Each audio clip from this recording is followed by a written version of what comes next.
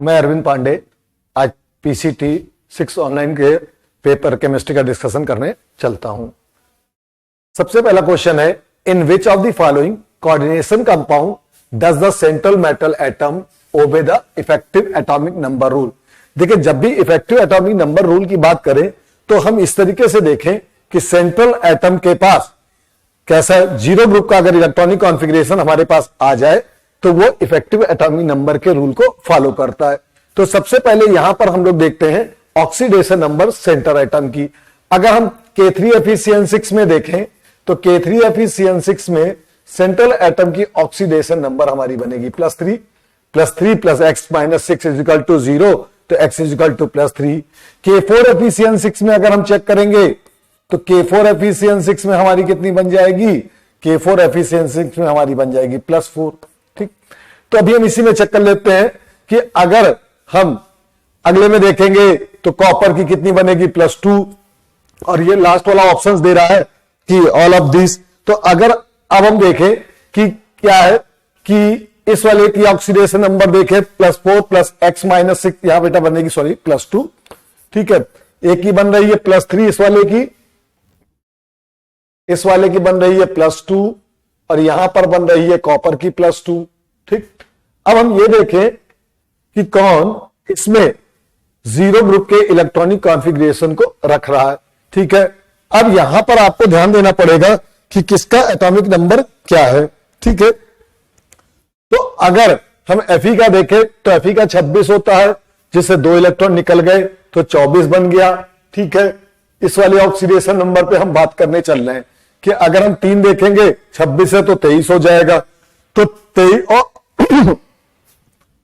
23 बनेगा। इस वाले में देखेंगे तो 24 बनेगा। और एक चीज याद रखिएगा कि जितने लिगेंड्स होते हैं वो सेंटर एटम को एक इलेक्ट्रॉन पेयर डोनेट करते हैं। तो अगर इसमें देखें तो इसका बन जाएगा 24। ठीक है, और CN 6 है तो 12 इलेक्ट्रॉन वो दे देंगे, तो 24 + 12 बन जाएगा, और ये हमारा बन जाएगा 36। ठीक है, तो 36 बनते ही ये क्या हो जाएगा, हीलियम, नियॉन, आर्गन, क्रिप्टन, ये क्रिप्टन का बनने लगेगा और ये इफेक्टिव एटॉमिक नंबर के रूल को फॉलो कर देगा। नेक्स्ट क्वेश्चन की तरफ बढ़ते हैं, क्वेश्चन नंबर 72 की तरफ। कह रहा, how many EDTA ethylene diamine tetraacetate molecules are required to make an octahedral complex with Ca+2 ion. देखिए, हेक्साडेंटेट लिगेंड जो होता है वो एक ऐसा लिगेंड होता है जिसमें 6 लोग इलेक्ट्रॉन डोनेट कर सकते हैं। ठीक है, और यहां पर कहीं पर भी मैक्सिमम क्या होता है कि कोऑर्डिनेशन नंबर की अगर हम लोग बात ज्यादातर करते हैं तो वो 6 की होती है। तो जब 6 ही लोग डोनर हैं तो एक ही लिगेंड से हमारा काम चल जाएगा। तो हेक्साडेंटेट हमेशा ऑक्टाहाइड्रल में कितने होते हैं, वो 1 से ही काम चल जाता है, इसलिए इसका आंसर हो जाता है बेटा 1।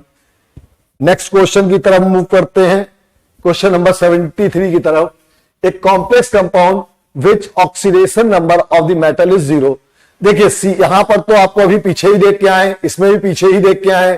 ठीक, यहां पर देखिए तीसरे वाले ऑप्शन में जो CO होता है, कार्बोनिल ग्रुप उसको हम बोलते हैं, और उस कार्बोनिल ग्रुप की ऑक्सीडेशन नंबर जो होती है वो 0 होती है। तो इसके आंसर में क्या हो जाएगा, x + 0 = 0, तो x = 0, तो इसका आंसर हो जाएगा बेटा थर्ड वाला। नेक्स्ट क्वेश्चन की तरफ मूव करते, क्वेश्चन नंबर 74 की तरफ। The IUPAC name of NiCO4 is. देखिए, इसका IUPAC, इसका नाम टेट्रा कार्बोनिल निकिल। अभी इसकी ऑक्सीडेशन नंबर हम लोग निकाल के आए, टेट्रा कार्बोनिल निकिल। ठीक, और इसकी ऑक्सीडेशन नंबर।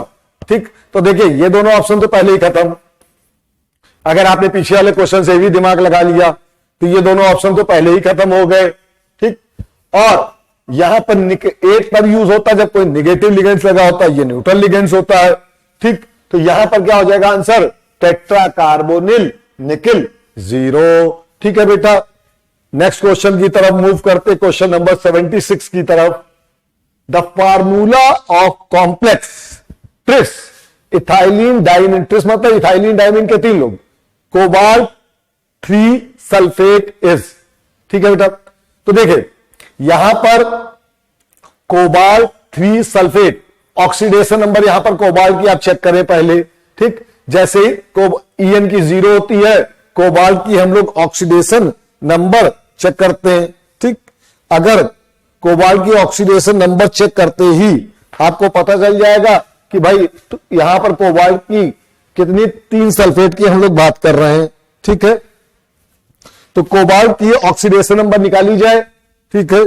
तो कोबाल्ट की ऑक्सीडेशन नंबर यहां पर COEN, ठीक है। Ethylene diamine tris ethylene diamine cobalt 3 sulphate की बात हो रही, ठीक। तो देखिए पहले तो EN ढूंढिए, कहां पर हमारे पास EN के 3 लोग आ रहे हैं और ट्रिस इथाइलिन डाइमीन, ठीक।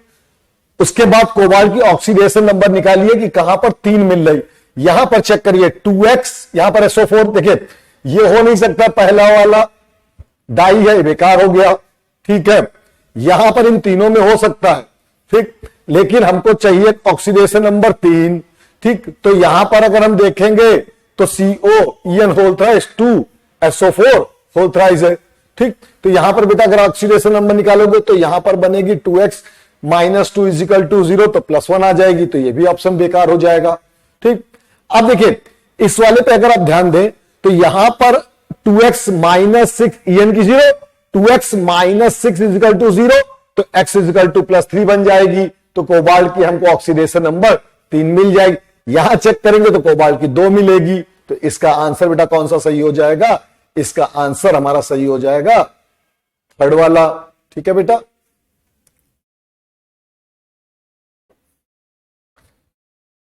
चलते हैं नेक्स्ट क्वेश्चन की तरफ, क्वेश्चन नंबर 77 की तरफ। CONH3Br SO4 and CONH3Br SO4 Br are related to each other। देखिए सब कुछ सेम है, खाली यहां पर चेक करिए SO4 अंदर चला गया, Br बाहर आ गया, ठीक। मतलब दोनों में क्या हुआ कि जब इसको आयनाइज करोगे तो दोनों क्या आप ये चीज अलग होगी, ये चीज अलग होगी, ये चीज अलग होगी, ये चीज अलग होगी, दोनों के आयंस का फर्क आ जाएगा। जैसे ही बेटा दोनों के आयंस में फर्क आएगा वैसे ही हम लोग इस आइसोमेरिज्म का नाम रख देंगे आयनाइजेशन आइसोमेरिज्म, ठीक है।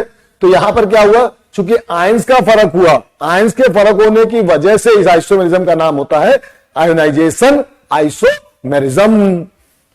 नेक्स्ट क्वेश्चन की तरफ मूव करते, क्वेश्चन नंबर 78 की तरफ। कह रहा CONH3(5NO2Cl2) CONH3ONOCl2 are related to each other. कह रहा पहला ऑप्शन है geometrical isomerism, linkage isomerism, coordination isomerism और आयोनाइजेशन आइसोमेरिज्म, ठीक है। तो देखिए यहां पर एक NO2 लगा हुआ है लिगेंड और यहां पर ONO लगा हुआ है, ठीक है। और NO2 जो होता है वो एम्बिडेंट लिगेंड होता है। एम्बिडेंट लिगेंड का मतलब होता है कि कभी नाइट्रोजन दे रहा है, कभी ऑक्सीजन इलेक्ट्रॉन को डोनेट कर रहा है, ठीक।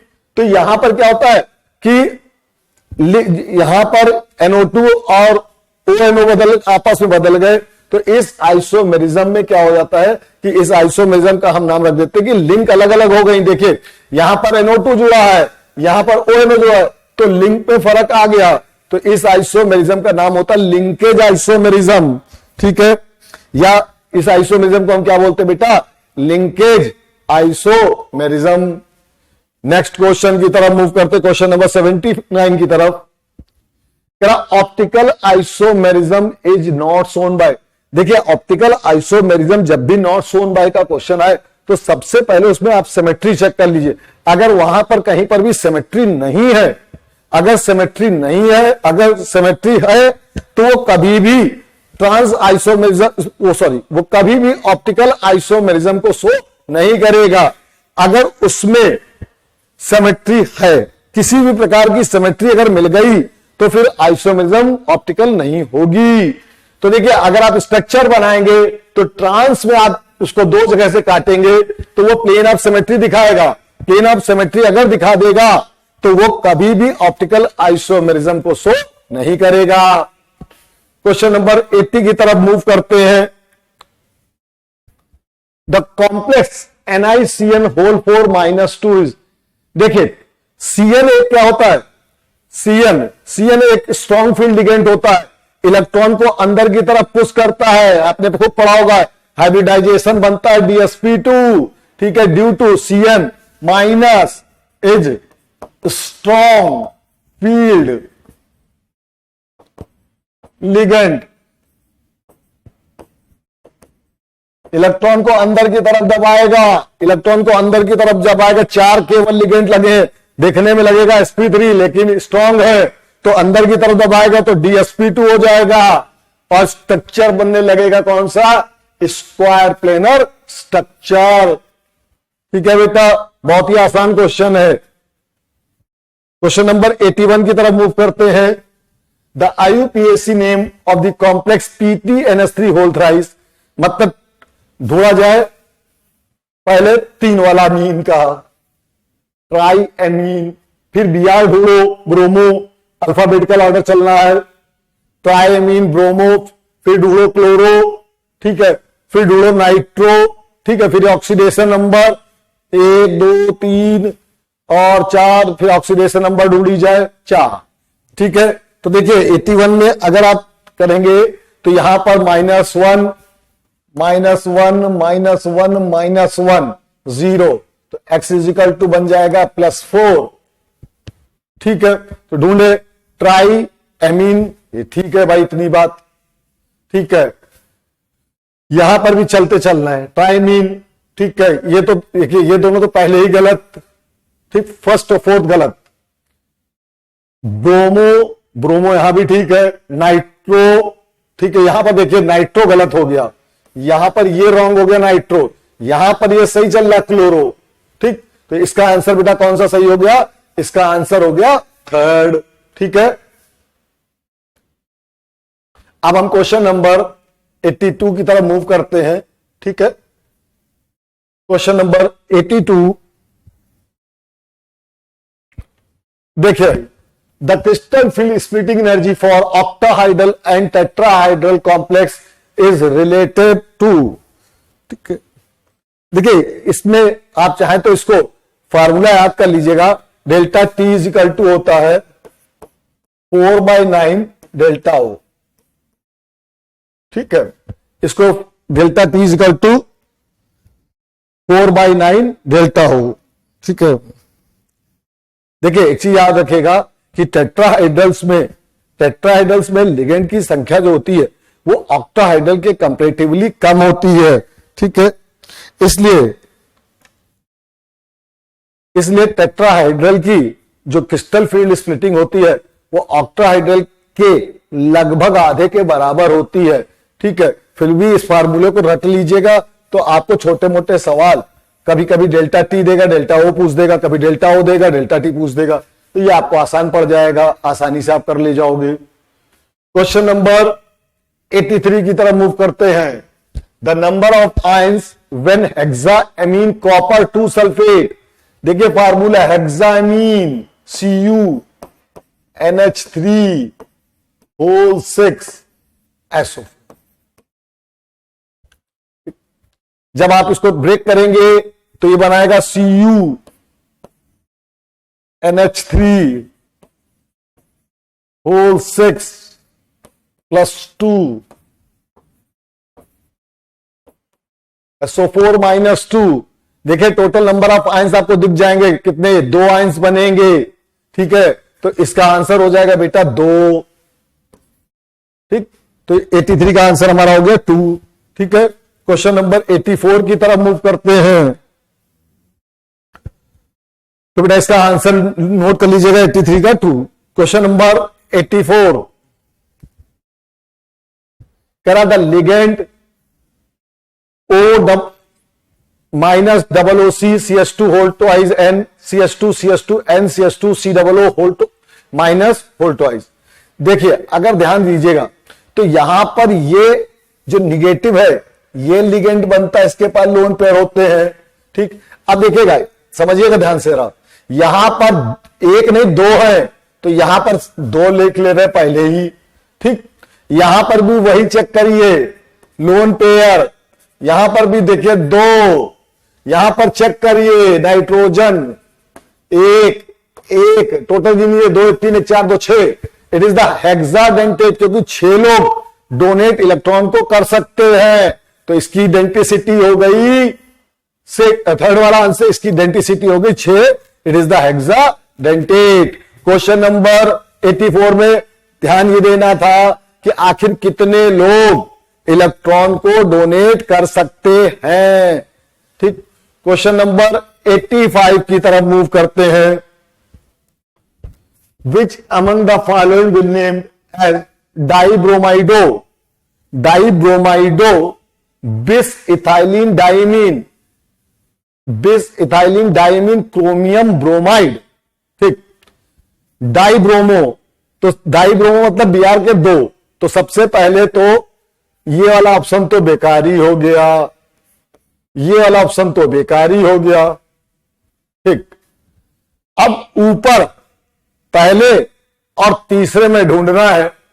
ठीक, डाइब्रोमाइडो, ठीक, बिस इथाइलिन डाइमीन, तो डाइब्रोमाइडो बिस इथाइल मतलब बिस मतलब डाई, 2 बार ईएन लगा हो। ठीक है, जहां पर भी 2 बार ईएन लगा वहां बिस लगाते हैं क्योंकि बाइडेंटेड लिगेंड होता है। तो यहां पर ये Br2 लगा हुआ है, लेकिन यहां पर भी 2 बार लगा, यहां पर ईएन 2 बार लगा, ठीक है, काम बन गया। ठीक, यहां पर भी देखिए ब्रोमाइडो का ठीक लगाया उसने, लेकिन ईएन 2 नहीं किया।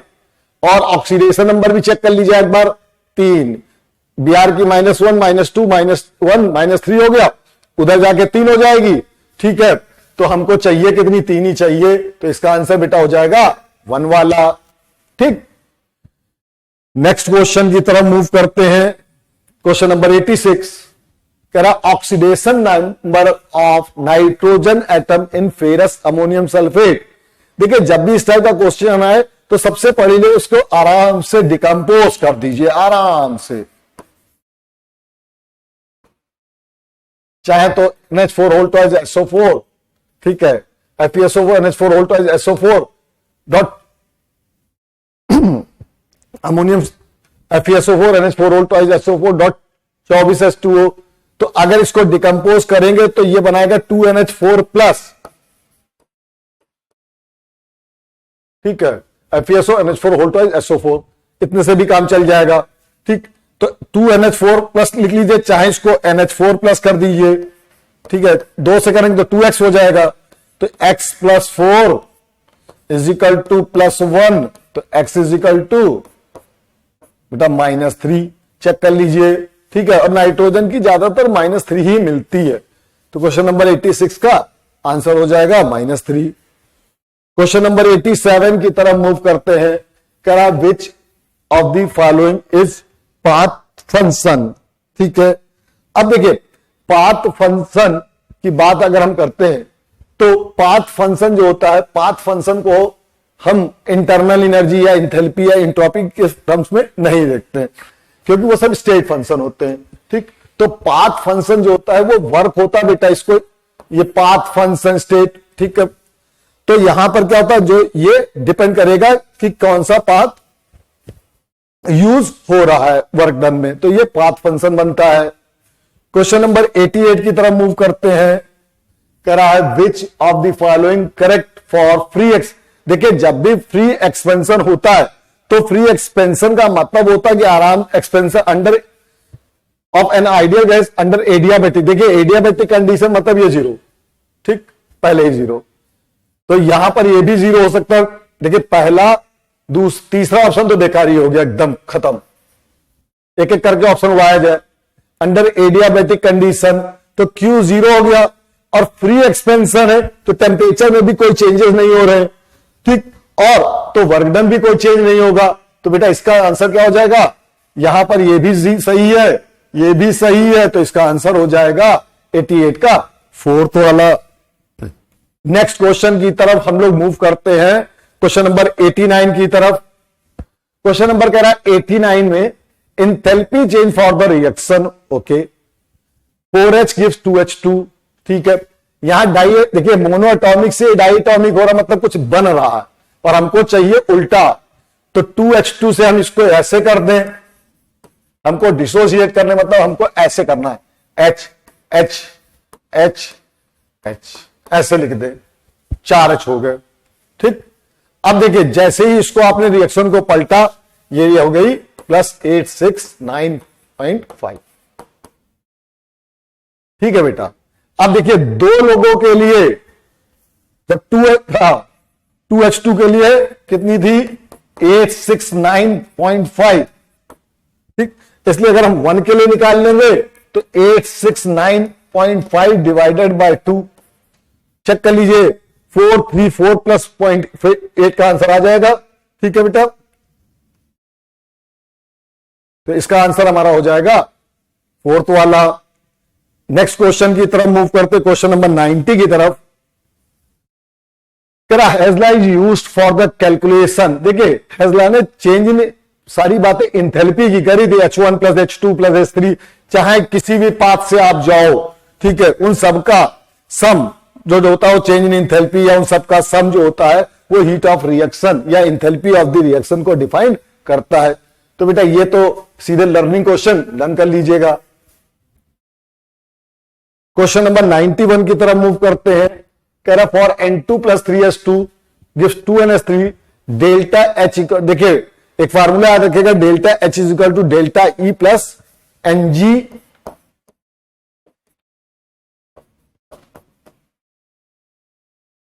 Delta H is equal to delta E plus delta NgRT, जहां पर डेल्टा Ng होता moles of product minus moles of reactant in gaseous state.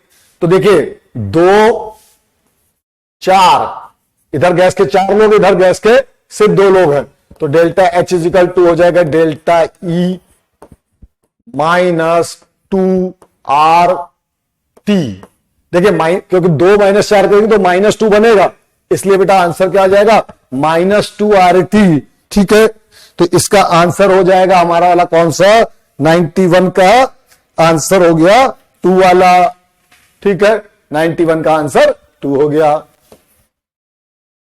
Next question की तरफ मूव करते, क्वेश्चन नंबर 92 की तरफ। Heat of neutralisation will be minimum for which of the following reaction. देखिए जब 2 स्ट्रॉन्ग लोग आपस में न्यूट्रलाइज करेंगे ना तो बहुत ज्यादा हीट रिलीज करेंगे क्योंकि दोनों ही तगड़े हैं, ठीक। तो ये तो हो ही नहीं सकता क्योंकि बहुत ज्यादा स्ट्रॉन्ग लोग हैं। ये हो सकता है इसमें, देखिए दोनों लोग बहुत वीक हैं, ठीक। NaOH प्लस HCl ये भी तगड़े लोग हैं, इसमें एक स्ट्रॉन्ग है एक वीक, थोड़ा कम होगी लेकिन बहुत कम नहीं हो पाएगी क्योंकि एक स्ट्रॉन्ग अभी बैठा हुआ है, ठीक। तो देखिए जहां पर जितने कमजोर लोग होते हैं वहां पर हीट ऑफ न्यूट्रलाइजेशन कम होती चली जाती है, -13.6 वाली होती है, ठीक है, या माइनस किलो जूल में -57 पॉइंट समथिंग होती है। तो जितना वीक होता जाएगा उतना क्या हो जाएगा हीट ऑफ न्यूट्रलाइजेशन कम होता चला जाएगा। तो इसका आंसर बेटा कौन सा सही हो जाएगा, ये वाला। बाकी सारे इसके ऑप्शंस क्या हो जाएंगे, गलत हो जाएंगे। तो इसका आंसर सही हो जाएगा सेकंड वाला। 93 की तरफ मूव करते हैं। The correct relationship between K equilibrium and standard free energy change. देखिए यहां पर क्या होता है, delta G is equal to delta G0 plus 2.303 RT log 10 Kc at equilibrium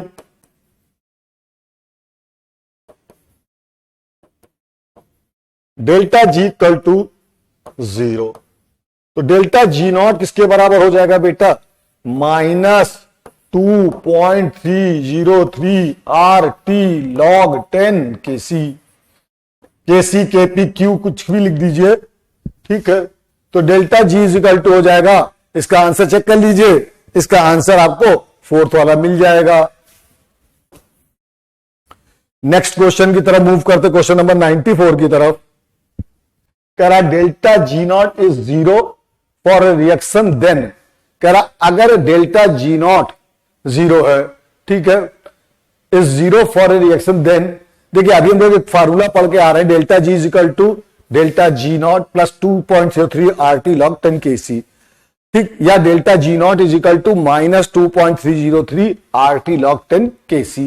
देखिए जब भी log 10 1 बने तो वहां पर log 1 की वैल्यू जो होती है वो क्या होती है बेटा, वो वैल्यू हमारी होती है 0।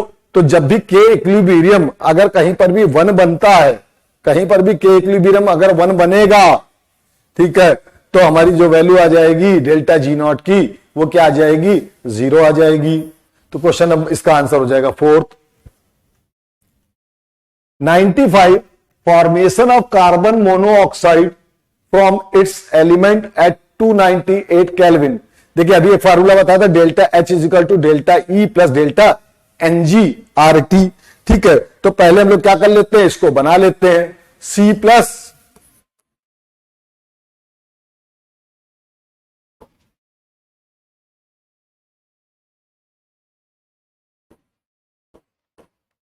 Delta H is equal to delta U plus delta N G R T कर दो। डेल्टा एनजी इस बार कितने हो जाएंगे, 1 माइनस 0.5 तो हो जाएगा 0.5। ठीक है, आप वैल्यूज डाल दीजिए। ठीक है, कितना आ जाएगा, तो delta H minus delta U is equal to 0.5 into 8.314 into temperature लिख दीजिए। टेम्परेचर 298 है, लगभग 300 के आसपास मान लीजिए, 300 1518 1520। देखिए 1200 वाला कोई आंसर है, चेक कर लीजिए, आ जाएगा। और पॉजिटिव में आ रहा, सीधे सीधे आ गया, देखिए। ठीक है, 95 का आंसर हो जाएगा बेटा बी वाला। ठीक, अब क्वेश्चन नंबर हम लोग 96 की तरफ बढ़ते हैं। कह रहा था heat required to raise temperature of body by 1 degree centigrade is called as. देखिए ये एक डेफिनेशन है, ठीक है, और इस डेफिनेशन को आपको रखना है कि हीट कैपेसिटी जो होती है वो क्या होती है, 1 डिग्री सेंटीग्रेड टेम्परेचर बढ़ाने पर जितनी भी हीट की रिक्वायरमेंट होती है उसको हम क्या बोलते हैं बेटा, हीट कैपेसिटी। तो इसका आंसर हो जाएगा 2 वाला। नेक्स्ट क्वेश्चन की तरफ मूव करते, क्वेश्चन नंबर 97 की तरफ। The following reaction carried out in open vessel, okay. The reaction for which delta H is equal to delta U will be. देखिए जहां पर भी डेल्टा एनजी 0 आ जाए, अभी आप लोग पीछे हम लोग इतनी देर से वही फार्मूले कर रहे हैं बार बार, तो जहां पर भी डेल्टा एनजी 0 आ जाए वो रिएक्शन में डेल्टा एच और डेल्टा यू आपस में बराबर हो जाएंगे। ठीक, तो देखिए पहली वाली में तो डेल्टा एनजी सेम नहीं है, ठीक है, डेल्टा एनजी 0 नहीं है। दूसरी वाली में भी चेक करिए डेल्टा एनजी 0 नहीं है। तीसरी वाली में भी चेक करिए डेल्टा एनजी 0 नहीं, लेकिन चौथी वाली में चेक करिए तो डेल्टा एनजी 0 मिल रहा है। ठीक है, एचआई के 2 हैं और H2 और I2 का भी 1 है, तो दोनों 0 हो गए। तो इसका आंसर हो जाएगा बेटा 4th। 98 पे पढ़ते हैं। कह रहा विच of the following delta S is positive. ठीक भाई, डेल्टा एस पॉजिटिव का मतलब क्या होता है कि इंट्रोपी का बढ़ना। ठीक है, जब इंट्रोपी और इंट्रोपी क्या होती है, इंट्रोपी होती है रेंडमनेस को रिप्रेजेंट करती। जितना ज्यादा रेंडमनेस होगा उतना ज्यादा डेल्टा एस बढ़ेगा या इंट्रोपी चेंज बढ़ेगा। तो चेक कर ले भाई, लिक्विड से सॉलिड इंट्रोपी कम, 3O से 2 बन गए, इंट्रोपी कम होने लगी। N2 + 3H2 मिल गए, जब भी मिलेंगे तो इंट्रोपी कम होगी। लिक्विड से अगर गैस कहीं पर भी बनेगी तो हमेशा इंट्रोपी क्या हो जाएगी, वो इंक्रीज कर जाएगी। क्वेश्चन नंबर 99 की तरफ मूव करते हैं। इसका बेटा आंसर हो गया 3rd। What will be the work done by 3 mole of an ideal gas when it expand spontaneously in A vacuum. देखिए अगर वैक्यूम की बात आ जाती है तो वैक्यूम में किसी भी प्रकार का कोई भी वर्क डन होता ही नहीं है। ठीक है, वैक्यूम में किसी भी प्रकार का कोई भी वर्क डन होता ही नहीं है, क्योंकि हीट का चेंजेज नहीं होता है। ठीक, तो जब भी वैक्यूम की बात आ जाए तो 0 आंसर देखिए, फर्स्ट से लगा दीजिए। क्वेश्चन नंबर 99 का फर्स्ट। क्वेश्चन नंबर 100 की तरफ मूव करते हैं। What is the unit of entropy. देखिए इंट्रोपी होता Q रिवर्सिबल बाय T। ठीक है, हीट की यूनिट देख लीजिए, टेम्परेचर की देख लीजिए, टेम्परेचर केल्विन में, तो जहां पर भी केल्विन किलो केल्विन, ठीक है, कैलोरी केल्विन इनवर्स दिया हो, ठीक है, जूल केल्विन इनवर्स दिया हो, वो सब इंट्रोपी की यूनिट्स हो जाएंगी। तो बेटा इसका आंसर हो जाएगा 2nd वाला। नेक्स्ट क्वेश्चन की तरफ मूव करते हैं, क्वेश्चन नंबर 101 की तरफ। कह रहा है calculate the free energy for the following reaction delta H 145.6 mole and delta S 116 joule kelvin inverse mole inverse. इस रिएक्शन में हमको करना है, देखिए एक फार्मूला याद रखिए, delta G is equal to delta H minus P delta S. ठीक है, डेल्टा एच आपको कितना दिया है 145.6 इंटू 1000 कर लीजिएगा, क्योंकि किलो जूल में ये दिया है बेटा, इसमें बस ध्यान रखिएगा, बहुत ज्यादा गलती हो जाती है, लोग किलो जूल ध्यान जरा सा नहीं ध्यान दिए उतने में आंसर गलत हो जाता है। ठीक, माइनस टेम्परेचर ढूंढिए कितना है भाई। ठीक है, calculate the free energy for 300, delta S ढूंढ लीजिए 116। ठीक है, अब इसको आप सॉल्व करें। ठीक है, लगभग देखिए, सो कितना आ जाएगा, इसको अगर हम 150 मान लें तो 15,000 और वो 30,000 और वो आ जाएगी 30,000 और 16 दिया 4800, करीब 35,000 के आसपास वो बनेगी। ठीक है, ये कितनी बनेगी, ये बनेगी बहुत ज्यादा। ठीक है, जरा इसको सॉल्व किया जाए। अगर इसको हम सॉल्व करते हैं तो फिर जैसे ही आप सॉल्व करोगे तो इसका आंसर आपको मिल जाएगा। ठीक है, इसका आंसर चेक कर लीजिएगा, ये वाला आ रहा है। ठीक, नेक्स्ट क्वेश्चन की तरफ मूव करते, क्वेश्चन नंबर 102 की तरफ। For the gas phase reaction PCl5 gives PCl3 plus Cl2, which of the following condition are correct? देखिए, कंडीशन करेक्ट का मतलब हमसे ये पूछ रहा है कि कहां पर क्या ये रिएक्शन पॉसिबल मतलब है, तो क्या चीज बढ़ी है।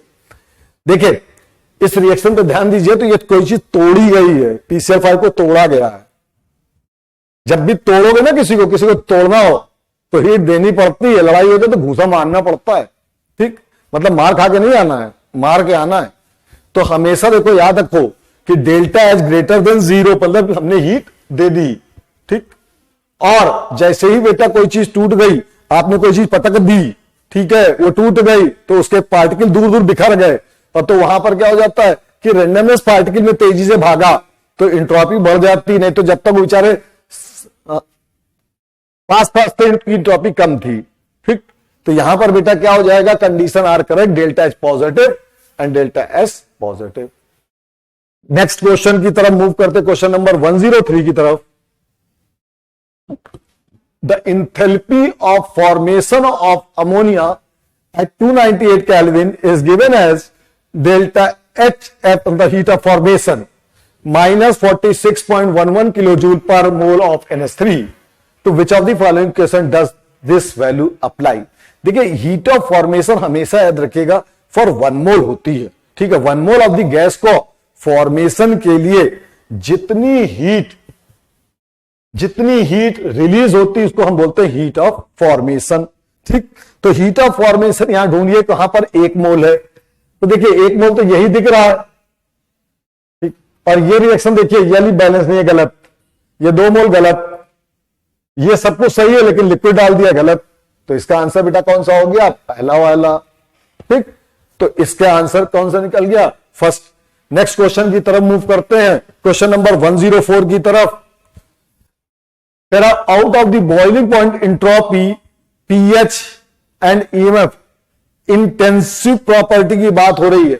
देखिए यहां पर ध्यान दीजिएगा, ठीक है, कि इंटेंसिव प्रॉपर्टी जो होती है वो कौन कौन सी होती है भाई, जो कि बॉइलिंग पॉइंट, इसको इंटेंसिव और एक्सटेंसिव याद करिएगा।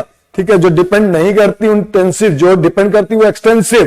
तो इंट्रोपी पे इस पे ध्यान दीजिएगा कि इसमें कौन कौन सी होती है, बॉइलिंग पॉइंट होती है, बिल्कुल ठीक है,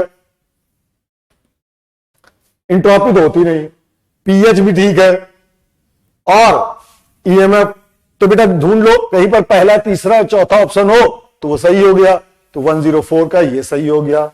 ठीक है, नेक्स्ट क्वेश्चन की तरफ मूव करते हैं, question number 105। Q is equal to minus W is not true for, देखिए आइसोथर्मल प्रोसेस में अगर आप बात करोगे तो आइसोथर्मल प्रोसेस में टेम्परेचर जो होता है वो 0 होता है, ठीक है। एडियाबैटिक प्रोसेस में जब हीट ऑलरेडी 0 होती है तो एडियाबैटिक प्रोसेस में क्योंकि भाई जब कोई सप्लाई ही नहीं हो रही है तो क्यू का कोई मतलब ही नहीं बनता है, ठीक है। तो एडियाबैटिक प्रोसेस के लिए ये चीज गलत हो जाएगी, क्योंकि उसमें क्या होता है, उसमें हीट कांस्टेंट होती है, चेंज इन हीट जो होती है वो 0 होती है, ठीक है। तो बेसिकली वहां पर हीट कांस्टेंट चलती है, तो उससे वर्क डन से कोई मतलब नहीं बन पाता है फिर। तो एडियाबैटिक प्रोसेस में हमारी क्या हो जाती है, वो ये ट्रू नहीं होता है, ठीक है। तो याद रखिए, क्योंकि एडियाबैटिक प्रोसेस में क्या होता है, एडियाबैटिक प्रोसेस में अगर हम लोग बात करते हैं तो एडियाबैटिक प्रोसेस में चेंज इन हीट 0 होती है, ठीक। तो बेटा उस प्रोसेस में हम Q - W यूज नहीं कर सकते, क्योंकि Q ऑलरेडी चेंज ही नहीं हो रहा है, ठीक है बेटा। Thank you. क्वेश्चन नंबर आपके 105 तक डिस्कस हुए, ठीक है। खूब मेहनत से पढ़िए, कुछ करिए जीवन में, कैरियर बनाइए अच्छा सा, लाइफ में आगे तरक्की करें आप, यही मेरा आशीर्वाद है आप सबको। Okay, thank you. जय हिंद प्यारे बच्चों, कैसे हैं आप लोग? तो आई होप आप लोग बहुत ही अच्छे होंगे और आप लोगों की तैयारी भी बहुत अच्छी चल रही होगी। मैं उपेंद्र सर, केमिस्ट्री फैकल्टी। तो आज हम लोग डिस्कस करने जा रहे हैं टीसीटी टेस्ट 06 का, जिसमें पेपर हम लोग केमिस्ट्री में डिस्कस करेंगे और 71 से लेकर के 105 तक अरविंद सर डिस्कस करेंगे और 106 से लेकर के 140 क्वेश्चन यानी कि 35 क्वेश्चन मैं डिस्कस करूंगा, ठीक है ना। तो देखो भैया, सबसे पहले हम लोग बात करें तो जो भी सीपीटी का टेस्ट हो रहा है वो भी बहुत अच्छा और बहुत इफेक्टिव हो रहा है। न्यूलाइट का जो भी टेस्ट हो रहा है वो आपके लिए सबसे बेनिफिशियल है, क्योंकि इसी टाइप के क्वेश्चन नीट के एग्जाम में आएंगे, जिसको आप बहुत इजी तरीके से और बहुत इजी वे में कर लेंगे और आपकी अच्छी रैंक आएगी, ठीक है ना। तो आइए भैया बात करते हैं 106 का। देखिए क्या लिखा हुआ है, a mixture of 2 mole of carbon monoxide, 2 mole of carbon monoxide. देखो भैया, कार्बन मोनोऑक्साइड है and 1 mole of oxygen in a closed vessel is ignited to get carbon dioxide. इसका मतलब क्या, 2 मोल कार्बन मोनोऑक्साइड और 1 मोल ऑक्सीजन को अगर हम लोग मिला देते हैं तो क्या बन जा रहा है आपका CO2 बन जा रहा है, मतलब 2CO2 बन जा रहा है। If delta H is the enthalpy change and delta E is the change in internal energy, then तब क्या होगा। तो सबसे पहले हम लोगों ने क्या किया, यहां पे हम लोगों ने इक्वेशन हम लोगों ने लिख दिया। अब CO2 क्या होता है, गैस होता है, O2 भी गैस होता है, कार्बन मोनोऑक्साइड भी गैस होती है। सबसे पहले हम लोग क्या करें, यहां पर डेल्टा NG हम लोग निकाल लें। तो डेल्टा NG क्या होता है, change in gaseous product minus change in gaseous reactant. तो 2 माइनस 1 और 2 3, तो 3 हो जाएगा -1 हो जाएगा। अब हम लोग क्या जानते हैं, delta E is equal to, हम लोग क्या कहते हैं, delta E is equal to delta H, या फिर ऐसे लिखते हैं हम लोग, delta H is equal to delta E plus delta NG RT, ठीक। तो देखो भैया, यहां क्या पूछा गया है, देखो यहां पे डेल्टा NG की वैल्यू क्या आ गया, नेगेटिव आ गया। इसका मतलब delta H is equal to delta E minus, delta NG 1 हो जाएगा तो माइनस RT हो जाएगा। इसका मतलब हम ऐसे लिख दें, delta E is equal to delta H plus RT हो जाएगा। इसका मतलब सर क्या हुआ कि यहां पर जो हमारे डेल्टा E की वैल्यू क्या हो गई, ज्यादा हो गया, किससे, डेल्टा H से। मतलब इंटरनल एनर्जी की वैल्यू ज्यादा होगी किससे, एंथैल्पी चेंज से। तो देख सकते हैं इसमें आंसर कौन सा हो जाएगा, बताओ भैया। यहां पे जो हमारा आंसर आएगा वो कौन सा हो जाएगा, second is the correct answer आपका हो जाएगा। यही देख सकते हैं, डेल्टा H नहीं है, delta E is greater than, ठीक है ना। चलो भैया आइए हम लोग आगे देखते हैं 107। लोग क्या दिया हुआ है, 1 mole of a gas occupy 3 decimetre cube expanded against a constant external pressure of 1 atm to volume 3 litre, find work. तो हम लोग जानते क्या है, W इज इक्वल टू क्या होता है, minus P external into delta V होता है, और डेल्टा V क्या होता है, V2 माइनस V1 होता है। और हम लोग क्या जानते हैं, 1 decimetre cube is equal to 1 litre होता है, तो 3 dm³ इज इक्वल टू क्या होगा आपका, 3 लीटर हो जाएगा। यहां पे P एक्सटर्नल की वैल्यू क्या दिया, 1, तो माइनस 1 इंटू यहां क्या हो जाएगा, V2 माइनस V1, 30 माइनस 3, तो यहां देख सकते हैं माइनस 1 इंटू 10, तो क्या आ जाएगा माइनस का 10, क्या लिख देंगे हम लोग, क्या लिख देंगे 80m dm³।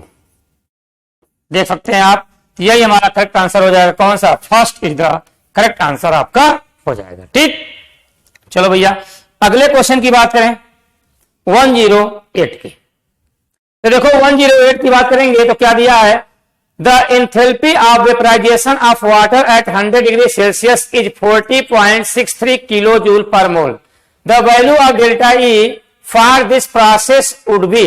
तो बताओ भैया, वही फॉर्मूला फिर हम लोग लगाते हैं। सबसे पहले हम लोग क्या करेंगे, वाटर मतलब क्या, H2O सबसे पहले क्या था, लिक्विड के फॉर्म में था, इसको हम लोगों ने क्या किया, 100 डिग्री सेल्सियस पे हम लोगों ने और गर्म कर दिया, तो क्या हो गया आपका H2O हमारा वेपर के फॉर्म में आ गया। अब यहां पर डेल्टा Ng की वैल्यू निकालेंगे तो यहां पे क्या होगा आपका 1 माइनस 0 मतलब कितना आ जाएगा, +1 हो जाएगा। ठीक, +1 हो गया। अब हमको क्या करना है, delta H is equal to delta E plus delta Ng RT। Delta क्या निकालना हमको है, देखो डेल्टा E की वैल्यू निकालना है और डेल्टा H की वैल्यू दिया हुआ, कहां एंथैल्पी चेंज देखो इतना दिया हुआ आपका, तो हम लोग क्या लिख दें 40.63 किलो जूल में दिया हुआ is equal to delta E plus यहां पे 1 इंटू R की वैल्यू जूल में दिया हुआ है, क्या किलो जूल में, तो 8.314 इंटू क्या करेंगे देखो 100 डिग्री सेल्सियस, तो क्या होगा आपका 373। ठीक, और यहां पे हम लोग क्या करेंगे, यहां पे जब इसको हम लोग क्या किलो जूल में चेंज करना है तो यहां पे क्या करेंगे हम लोग, यहां पे क्या करें देखो इसको हम लोग मल्टीप्लाई करते हैं, तो यहां पे जो हमारी delta E is equal to आएगा, यहां पे मल्टीप्लाई करेंगे, तो अगर हम लोग यहीं पे देखें तो आपका आ जाएगा यहां पर कितना आएगा यहीं पे, तो delta E is equal to क्या लिखेंगे 40 माइनस 40.63 माइनस 8.314 इंटू 373। और अगर किलो जूल में चेंज करना है तो यहां पे हम लोग क्या करेंगे बताओ भैया, यहां पे हम लोग क्या करेंगे, यहां पे जब इसको मल्टीप्लाई करेंगे 10 की पावर माइनस 3 से मल्टीप्लाई कर देंगे तो 6 हो जाएगा।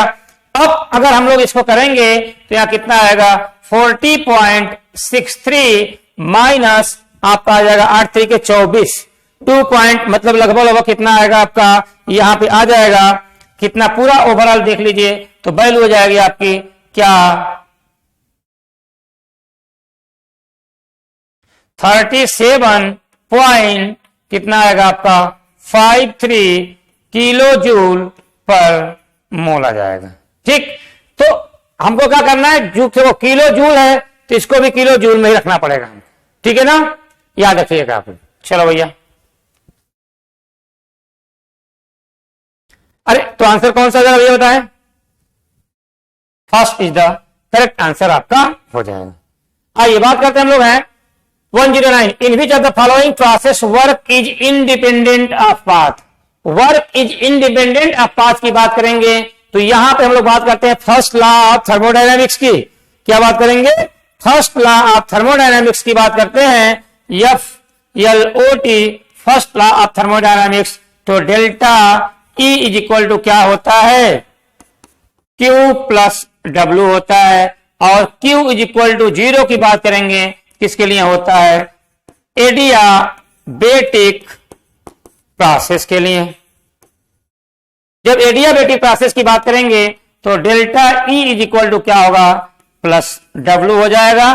तो यहां इंडिपेंडेंट की बात कर रहे हैं, पाथ पे कौन इंडिपेंडेंट होगा, तो यही क्या हो जाएगा हमारा एडियाबेटिक प्रोसेस। क्या होगा भैया, एडियाबैटिक जो प्रोसेस होता है यही हमारा क्या होता है, पाथ से इंडिपेंडेंट होता है। ठीक है ना, work is independent of path. क्या पूछा है 110 में, when the egg is boiled, अगर हम लोग अंडे को उबाल रहे हैं तो there is increase in disorderness, decrease in disorderness, no change in disorderness, delta T is equal to, याद रखिएगा अगर हम लोग अंडे को उबालते हैं ना तो यहाँ पे एंट्रोपी बढ़ती है, लेकिन प्रोटीन का क्या होता है, डीनेचुरेशन होता है। प्रोटीन का डीनेचुरेशन होता है लेकिन एंट्रोपी क्या होती है, आपकी बढ़ती है। तो यहां आप कह सकते हैं कि क्या होगा आपका, यहीं पे first is the incorrect answer आपका हो जाएगा। ठीक है भैया, क्या होगा, first is the incorrect, sorry first is the correct answer हो जाएगा। ठीक है ना, चलो भैया आइए बात करते हैं 111 का। 111 कर लिया, if delta S for H2Cl2 and HCl, इसकी इतनी वैल्यू दिया हुआ है, पूछ रहा है आपसे the change in total entropy for the reaction, इसके लिए पूछ रहा है।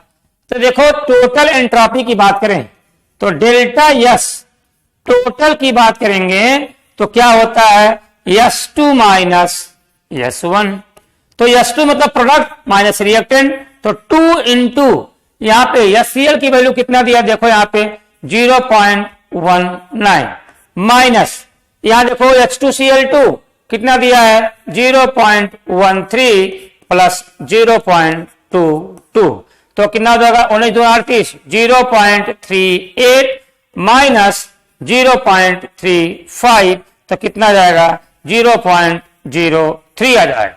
ये क्या दिया है आपका, देखो किसमें दिया है, किलो जूल पर मोल, इसमें क्या दिया है, किलो जूल क्या करेंगे, मोल इनवर्स, और क्या हो जाएगा आपका केल्विन इनवर्स। लेकिन यहां क्या दिया है, जूल में दे दिया है, तो अगर जूल में चेंज करना है तो यहां पे क्या करेंगे 1000 से मल्टीप्लाई कर देंगे, तो कितना आ जाएगा आपका, देखो 2 जीरो से हट जाएगा तो कितना आ जाएगा 30, क्या करेंगे joule mole inverse kelvin inverse हो जाएगा। तो क्या आ जाएगा आपका 30 आ जाएगा, तो 30 देखो कहां दिया हुआ है, यही दिया है joule mole inverse kelvin inverse.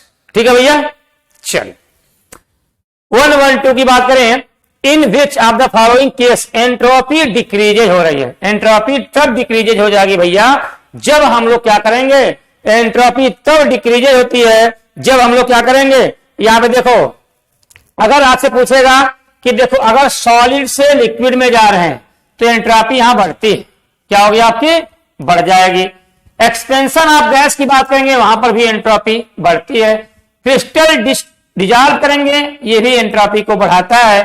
Polymerisation करेंगे तो स्मॉल यूनिट जब लार्ज अमाउंट में कन्वर्ट होता है उसको बोलते हैं पॉलीमराइजेशन, वहीं पे एंट्रोपी क्या होती है, कम होती है। तो आप ऐसे बोल सकते हैं क्या, large number of small unit, ऐसे लिख दीजिए लार्ज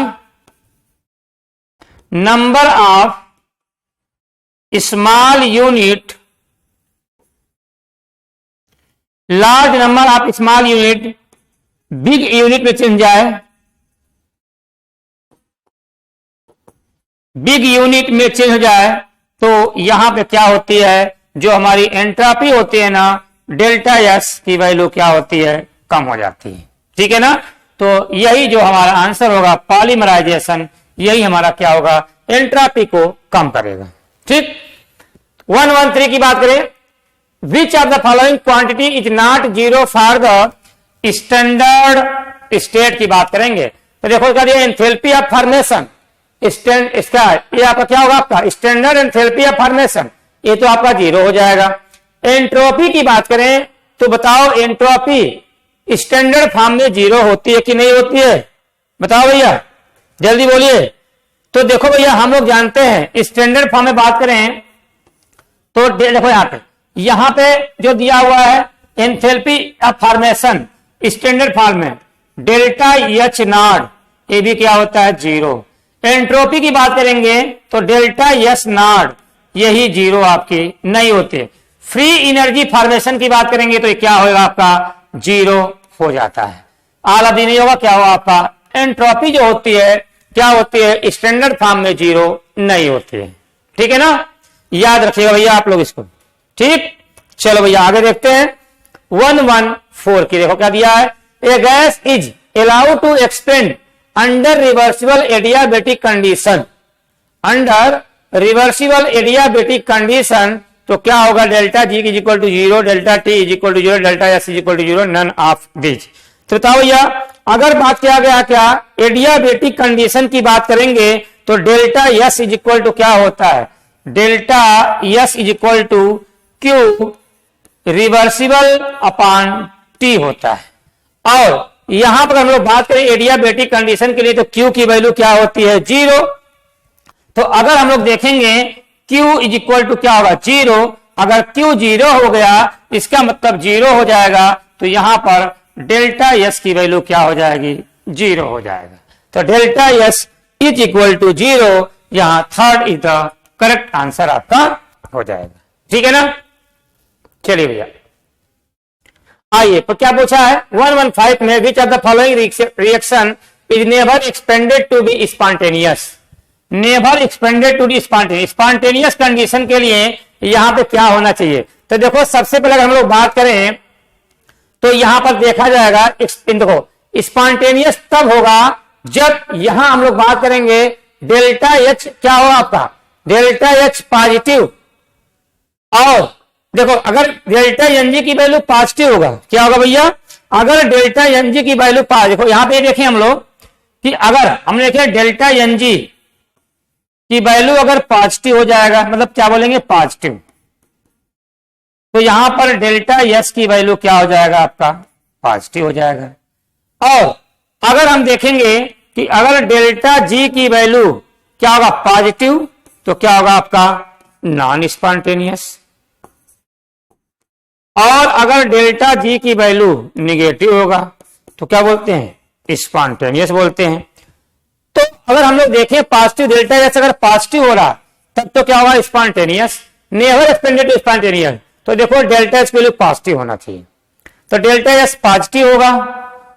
तो यहां पे देखो डेल्टा एस निगेटिव हो रहा है, यहां डेल्टा एस पॉजिटिव, यहां डेल्टा एस निगेटिव। तो अगर हम लोग देखेंगे तो डेल्टा जी अगर पॉजिटिव होगा तब नॉन स्पॉन्टेनियस होगा, और स्पॉन्टेनियस का वो डेल्टा जी की वैल्यू निगेटिव। तो हम लोग क्या देखते हैं, delta G is equal to delta H minus T delta S. ठीक, तो देखो भैया अगर डेल्टा एस की वैल्यू निगेटिव करेगा तो निगेटिव क्या होगा, पॉजिटिव।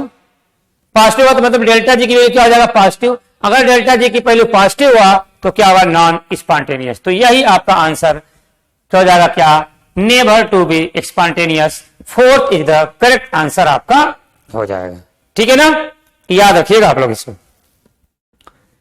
चलिए 116 की बात करें, क्या दिया है, delta H of transition of carbon from diamond to form a graphite. इसका मतलब सर क्या होगा कि यहां बोल दिया क्या, अगर हम लोग डायमंड से ग्रेफाइट में चेंज हो रहे हैं, from is -453.5 calorie that suggest that.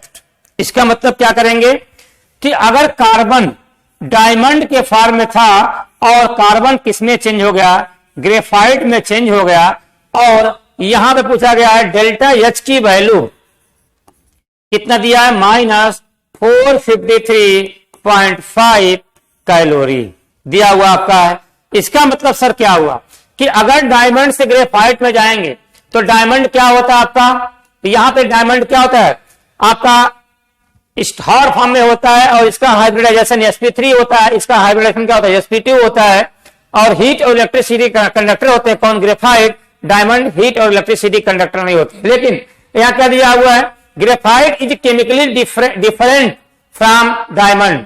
अच्छा भैया, केमिकली डिफरेंट, चलो भैया, graphite is a stable as diamond, graphite is more stable than diamond, diamond is thermodynamically more stable than graphite. तो बताओ भैया यहां पे क्या होगा आपका, अगर यहां पे देखेंगे यहां पे देखो डेल्टा एच की वैल्यू निगेटिव हो रहा है, अगर डेल्टा एच की वैल्यू क्या हो रहा है आपका, यहां पर डेल्टा एच की वैल्यू अगर हम लोग देख रहे हैं तो निगेटिव हो रहा है। निगेटिव मतलब क्या होगा आपका, एक्सोथर्मिक हो रहा है। तो अगर एक्सोथर्मिक हो रहा है भैया ना, तो यहां पे जो हमारा क्या हो रहा है, ग्रेफाइट क्या होगा आपका, अगर एक्सोथर्मिक है तो क्या लेस स्टेबल होगा। तो अगर लेस स्टेबल हो रहा है तो कौन लेस स्टेबल हो रहा है? यहां हम कहेंगे कि अगर लेस स्टेबल हो रहा है तो graphite is more stable than diamond.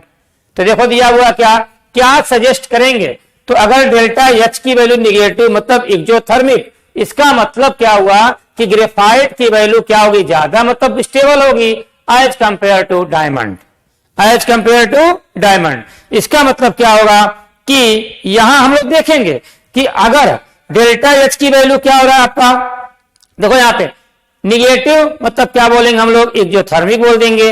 लेकिन अगर डेल्टा एच की वैल्यू पॉजिटिव होता है तो हम लोग क्या बोलते हैं? एंडोथर्मिक। तो यहां आप कह सकते हैं कि क्या अगर एक्सोथर्मिक है तो graphite is more stable than diamond, और अगर पॉजिटिव होता तो हम लोग क्या बोलते हैं? हम लोग क्या बोलते हैं? क्या diamond is more stable than graphite. समझ में आया कि नहीं? बोलो भैया, ठीक है। चलो भैया आगे देखो।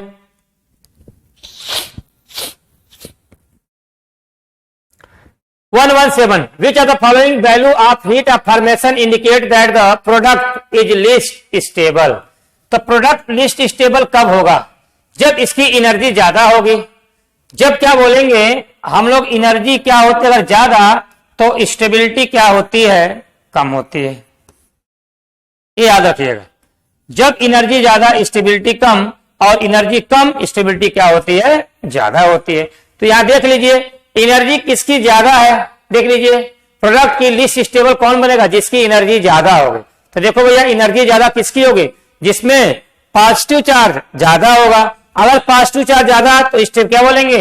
यहां पे देखो एनर्जी ज्यादा स्टेबिलिटी कम, तो ये स्टेबल कम, एनर्जी इसकी क्या होगी? ज्यादा हो जाएगी। ठीक ना? तो कम स्टेबल आपका यही बनेगा। ठीक, एनर्जी ज्यादा स्टेबिलिटी कम। चलिए अब देखिए हमें क्या दिया हुआ है 1118 में, value of delta H and delta S for the different reaction are given below. Reaction ये दिया हुआ डेल्टा एच और डेल्टा एस में, पूछ रहा है the reaction spontaneous at all temperature. तो बताओ भैया ऑल टेम्परेचर पे स्पॉन्टेनियस कौन होगा? तो इसके लिए हम लोग क्या करेंगे? स्पॉन्टेनियस के लिए मतलब क्या, यहाँ पे डेल्टा एच कंबशन की वैल्यू क्या होना चाहिए आपका? स्पॉन्टेनियस तभी बनाएंगे जब डेल्टा एच की वैल्यू क्या हो आपका? निगेटिव हो। अगर हम लोग बात करेंगे कि डेल्टा एच की वैल्यू अगर निगेटिव हो और डेल्टा एस की वैल्यू क्या हो? पॉजिटिव हो, तभी क्या होगा आपका? स्पॉन्टेनियस। कैसे? Delta G is equal to delta H minus T delta S. तो देखो भैया अगर डेल्टा जी माइनस और यहां प्लस, तो माइनस माइनस क्या होगा आपका? बताओ भैया। यहां पे जो स्पॉन्टेनियस पूछा है मतलब क्या होगा आपका? यहां पे देखेंगे तो देखो यहां पे डेल्टा एच की वैल्यू अगर निगेटिव होगा और डेल्टा एस की वैल्यू तो निगेटिव हो गया, तो मतलब निगेटिव अगर हो रहा है डेल्टा जी की वैल्यू, तो अगर डेल्टा जी की वैल्यू निगेटिव हुआ तो क्या होगा आपका? स्पॉन्टेनियस हो जाएगा आपका। तो कौन होगा देख सकते हैं आप, यहां देखिए कौन सा होगा आपका? डेल्टा एच की वैल्यू निगेटिव हो और डेल्टा एस की वैल्यू पॉजिटिव होना चाहिए। तो देखो यहां पे फोर्थ ही तो दिया है आपका, देखो डेल्टा एच की वैल्यू निगेटिव, डेल्टा एस की वैल्यू पॉजिटिव होगा किस? ऑल टेम्परेचर के लिए। तो यही क्या होगा आपका? क्या होगा आपका? करेक्ट आंसर हो जाएगा। तो यहां पे 4 इज क्या होगा आपका? करेक्ट आंसर आपका हो जाएगा। ठीक, आइए भैया अगले क्वेश्चन की बात करें 119। Enthalpy of combustion of a substance is generally. Enthalpy of combustion की बात किया रहा है, मतलब डेल्टा एच कंबशन क्या होगा आपका? डेल्टा एच अगर कंबशन की बात करेंगे तो कंबशन में क्या होगा आपका? डेल्टा क्या होगा आपका? डेल्टा एच लेस देन 0 होना चाहिए। जनरली की बात किया गया है। तो यहां पे क्या होगा आपका? यहां पे कंबशन तब ऐसा होगा जब हम लोग बोलेंगे डेल्टा एच की वैल्यू क्या होगा आपका? निगेटिव होगा, और जब निगेटिव होगा तो क्या होगा आपका? एक्सोथर्मिक होगा। क्या होगा भैया? एक्सोथर्मिक आपका होगा। ठीक, तो यहां पे क्या होना चाहिए? एक्सोथर्मिक होगा, और जब एक्सोथर्मिक होगा तभी क्या होगा आपका? कंबशन होगा, और कंबशन होगा तो यहां पे देख सकते हैं delta H combustion less than 0। ठीक है, याद रखिएगा यही पे। बहुत ही अच्छा क्वेश्चन है, सबसे शानदार क्वेश्चन आपसे पूछा जाता है इसमें। चलिए 1 2 0 की बात करें। Standard enthalpy of x2 y2 and xy3 60, 40 and 50 joule per kelvin inverse mole inverse respectively for the x2 plus y2 gives xy3 delta H दिया हुआ माइनस का 30 kilo joule to be at equilibrium. Equilibrium भी दे दिया भैया यहाँ पे, मतलब इक्विलिब्रियम में डेल्टा जी की वैल्यू क्या होती है 0। चलो भैया the temperature should be, temperature क्या होना चाहिए। तो देखो भैया इसका मतलब क्या कि अगर x2 प्लस y2 गिव्स क्या बन रहा है xy3, इसका मतलब क्या करें हम लोग, यहां पे हम लोग क्या करें 1/2, यहां पे क्या करें हम लोग 3/2, तभी तो ये बनेगा। और अगर हम लोग क्या निकाले हैं, यहां पे क्या देखो ये वैल्यू दिया हुआ है एंट्रोपी, तो जब एंट्रोपी की बात करेंगे तो डेल्टा यस टोटल की बात कर देंगे हम लोग यहीं पे, तो क्या होगा आपका S2 माइनस S1।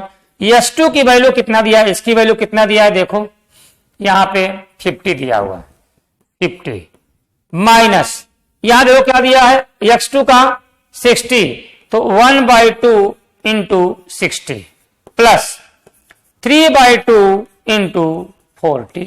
देख लो भैया, तो यहां पे क्या हो जाएगा 50, यहां काट दीजिए भैया 30 20 20 60 38 90 माइनस 90, इसका मतलब क्या होगा माइनस का 40, क्या हो रहा है आपका joule per kelvin inverse mole inverse. ये तो क्या आ गया डेल्टा एस आ गया, लेकिन क्या पूछा आपसे है टेम्परेचर पूछ रहा है। ठीक, तो देखो भैया delta G is equal to delta H minus T delta S.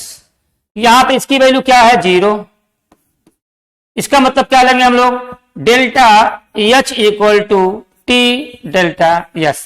T पूछ रहा है, टी इज इक्वल टू हम लोग क्या करेंगे T is equal to delta H upon delta S.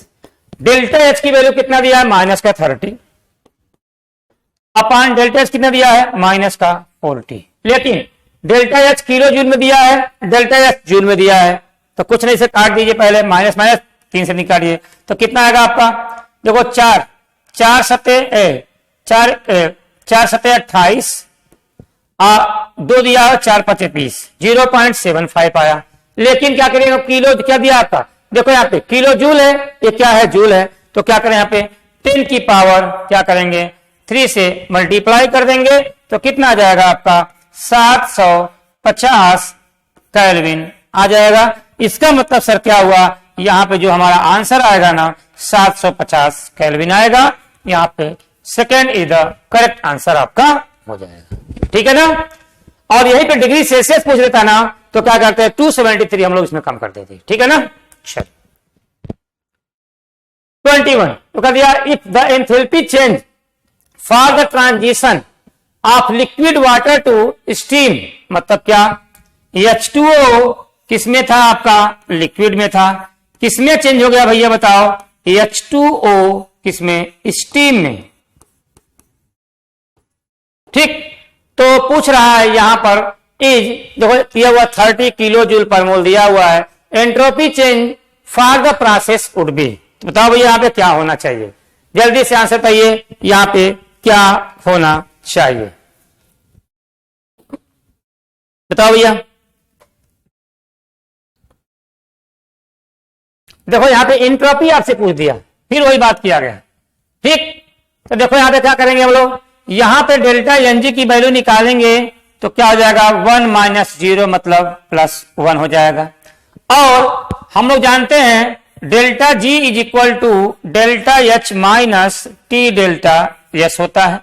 यहां पे एट इक्विलिब्रियम की बात करें हम लोग तो यहां पे डेल्टा जी की वैल्यू क्या हो जाएगी 0, यहां पे क्या हो जाएगा आपका is equal to delta H minus T delta S. इसको इधर लेके चले जाइए, क्या पूछा है एंट्रोपी, तो यहां पे हम लोग एंट्रोपी निकाल लें, delta S is equal to delta H upon T.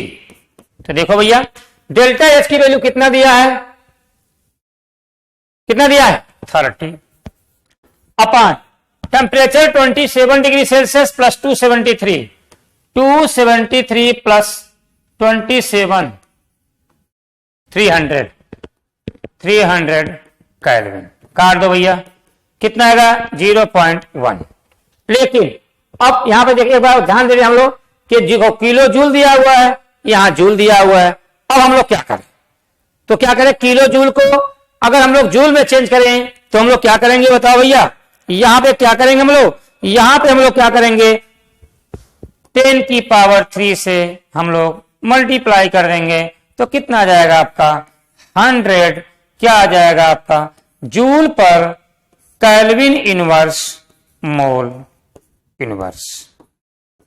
10 की पावर 2 या 100, 4 इज द करेक्ट आंसर आपका हो जाएगा। देख सकते हैं भैया यहां पे थोड़ा अच्छा क्वेश्चन था, ठीक है ना। चलो भैया आइए अगले क्वेश्चन की बात करें, 122 की बात करें। देखो क्या दिया भैया 122 में, a gas is allowed to expand in a wall insulated container against a constant external pressure at 2.5 atm from an initial volume 2.50 liter to a final volume 4.50. Change in internal energy delta U for the gas in joule would be. तो देखो सबसे पहले हम लोग क्या करेंगे, यहां 2-3 बातें हमको पता समझना पड़ेगा।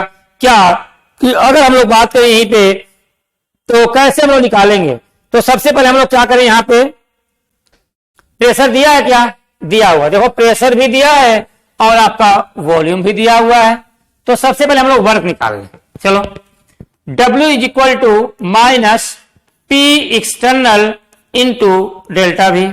तो देखो माइनस 2.5 4.50 माइनस 2.50 तो कितना आ जाएगा माइनस 2.5 इंटू 2, तो कितना आ जाएगा भैया बताओ 25 दूना 50, 5 माइनस का 5.0 आ गया आपका, ठीक, ये आपका आ गया। अब इसमें हम लोग क्या करें, अब क्या दिया है देखो यहां पे लीटर में दिया हुआ है। चलो अब हम लोग इसमें देखो 0.50 आ गया। अब हम लोग क्या करें, एक फार्मूला जो हम लोग लगाते हैं, delta U is equal to Q plus W, और W की वैल्यू कितना दिया है 5 दिया हुआ है, और यहां Q एक्सटर्नल मतलब यहां पे Q की वैल्यू क्या इंसुलेटेड है, अगर इंसुलेटेड है तो यहां पे Q की वैल्यू क्या हो जाएगी 0, ठीक, क्योंकि हीट और एनर्जी का कोई ट्रांसफर नहीं होगा।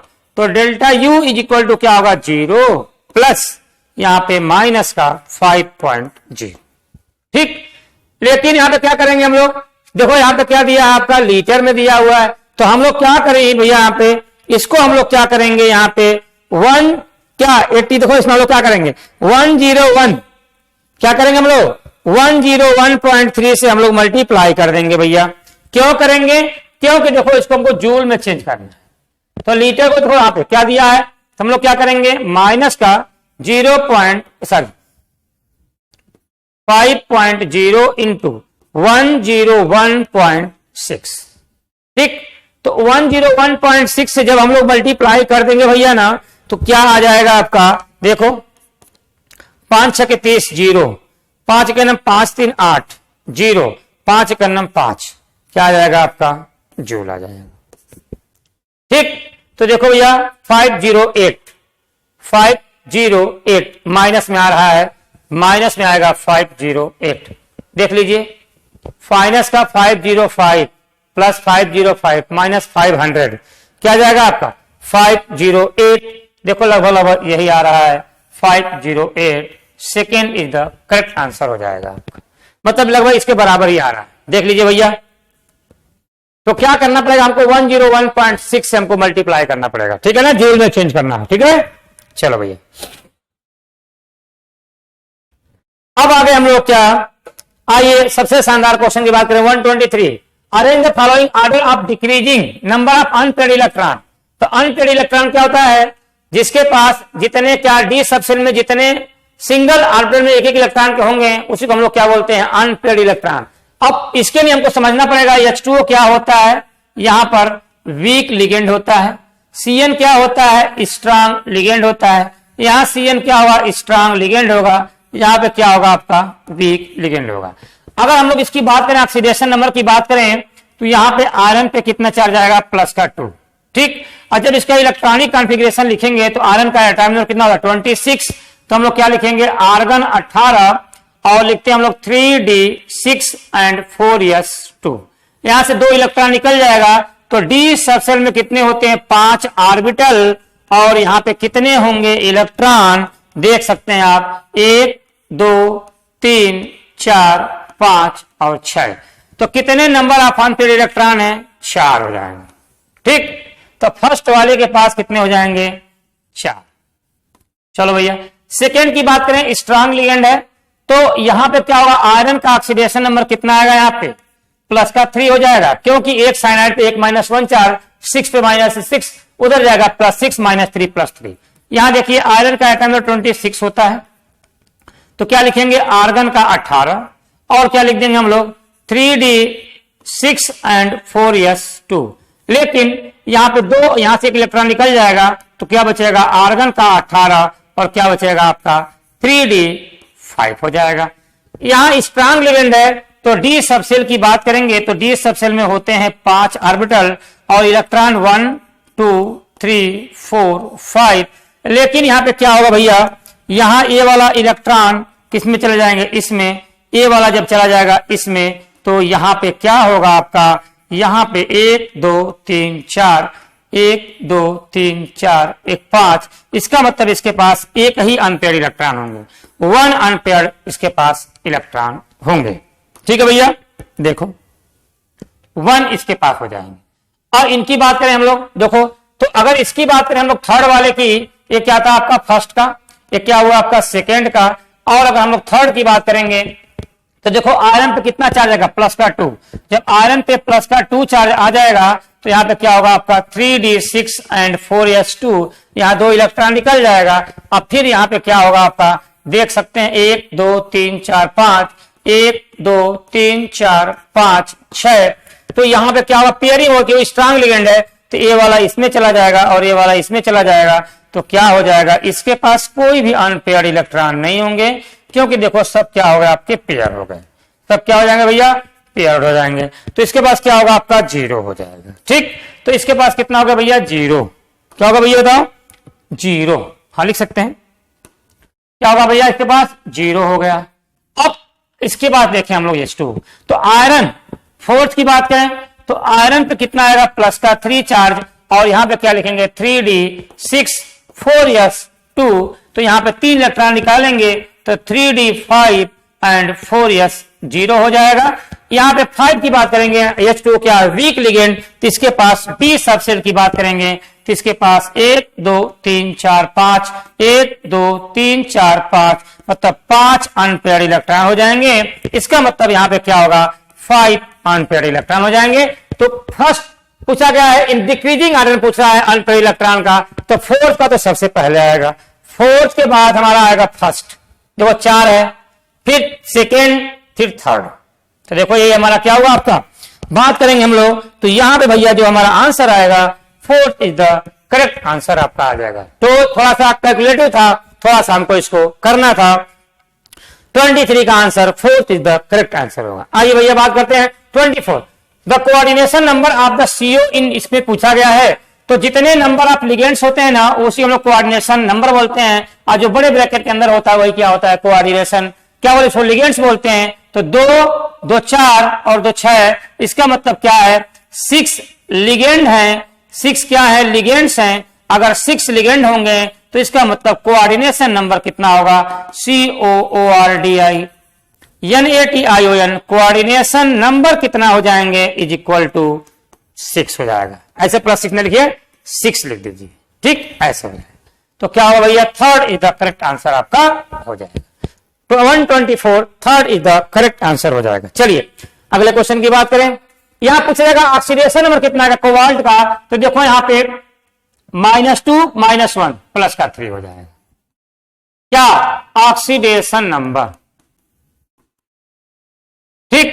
चलो भैया 125, which order is correct in, क्या लिखा है, स्पेक्ट्रोकेमिकल सीरीज ऑफ लिगेंड्स की बात करेंगे, तो स्पेक्ट्रोकेमिकल सीरीज में लिगेंड्स का ऑर्डर होता है, इसको आपको याद करना पड़ेगा। और सबसे शानदार बात है कि अगर इसको याद कर लेंगे तो एक क्वेश्चन जरूर आपका आता है। और यहां बात करेंगे तो यहां पे Cn NO2 C2O4-2 F-Cl- यही आपका करेक्ट आंसर हो जाएगा। इसके बाद कहेंगे तो कौन सा आएगा आपका CO आपका आता है, इसको भी आप याद कर लीजिएगा, ठीक है ना। चलिए अब हम लोग बात करने जा रहे हैं 126। देखो क्या दिया है, the crystal field stabilisation energy is the highest for. तो क्रिस्टल फील्ड स्टेबलाइजेशन एनर्जी की बात करेंगे तो यहां पर वही देखेंगे हाईएस्ट किसका होगा।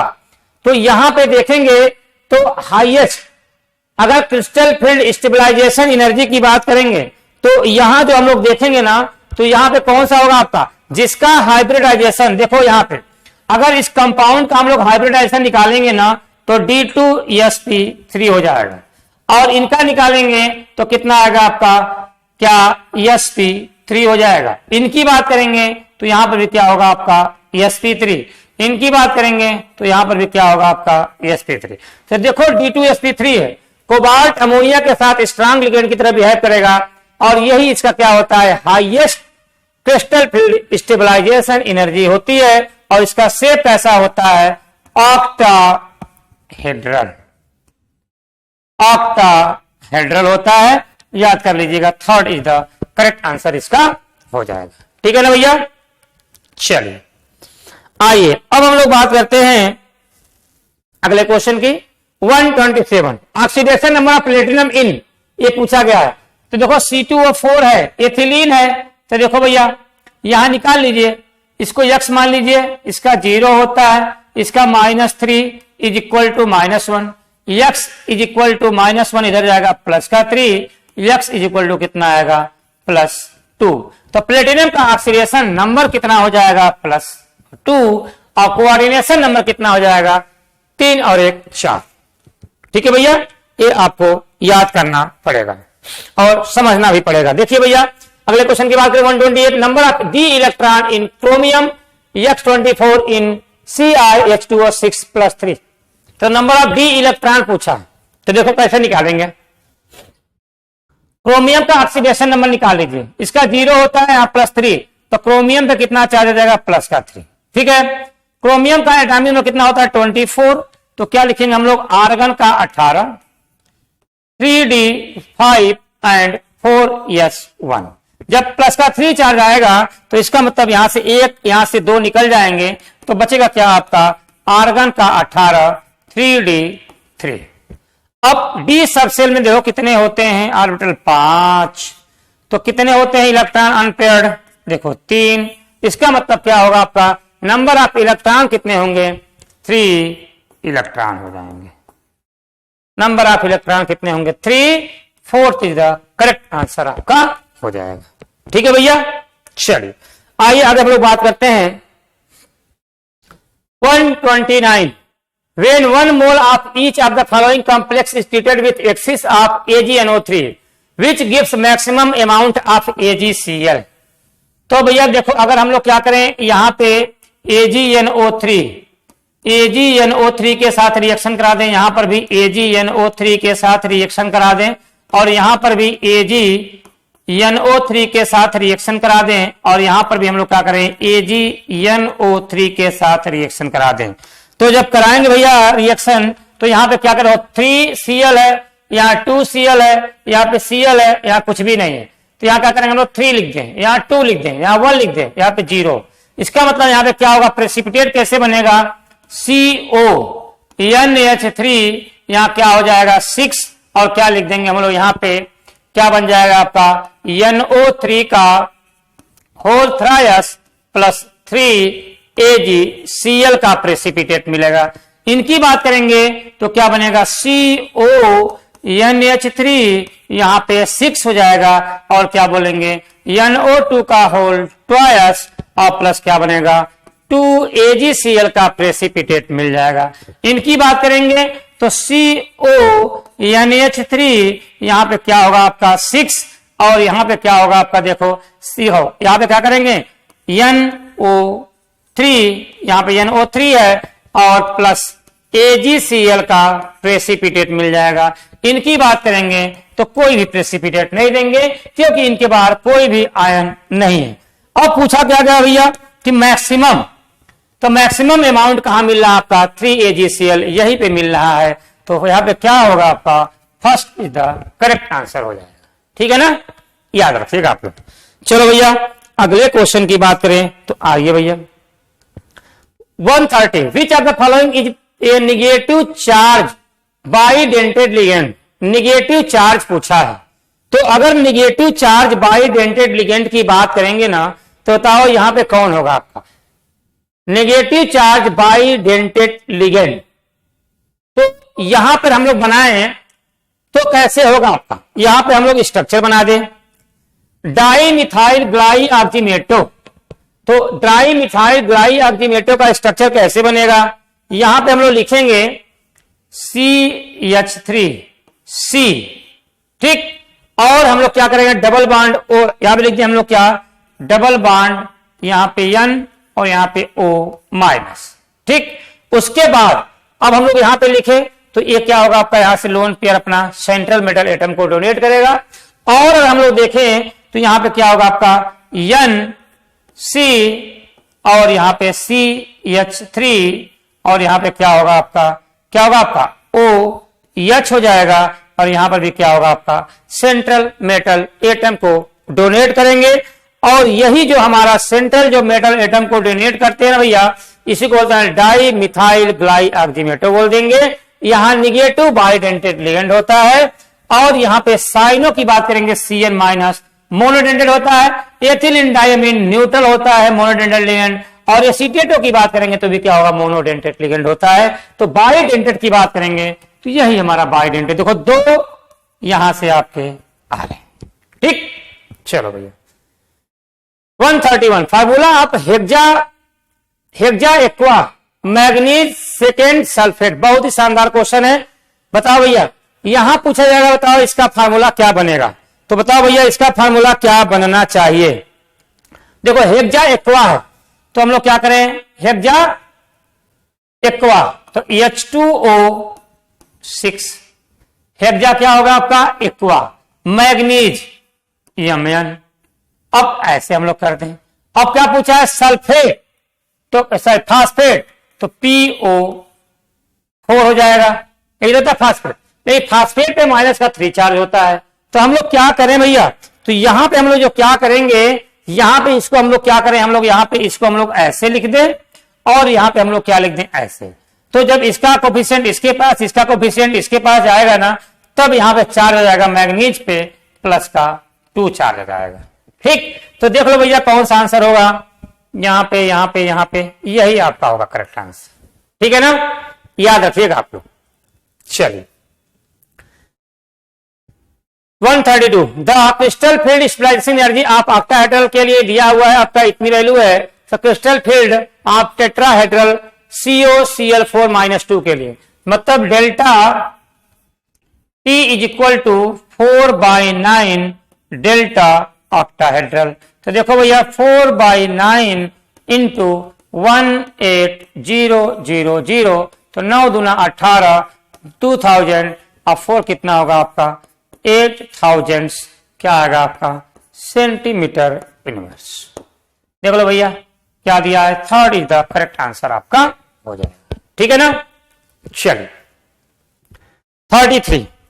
133 की बात करें तो याद रखिएगा यहां पे सबसे शानदार क्वेश्चन क्या हो जाता है यहीं पे कि CrC bond in the compound CrCO6 shown pi character due to क्या होता है भैया, देखो covalent bonding, coordinate bonding, synergic bonding, ionic bonding. तो कौन सा होगा, सिनर्जिक बॉन्ड होता है। कौन सा होता है भैया, सिनर्जिक बॉन्ड्स पाए जाते हैं।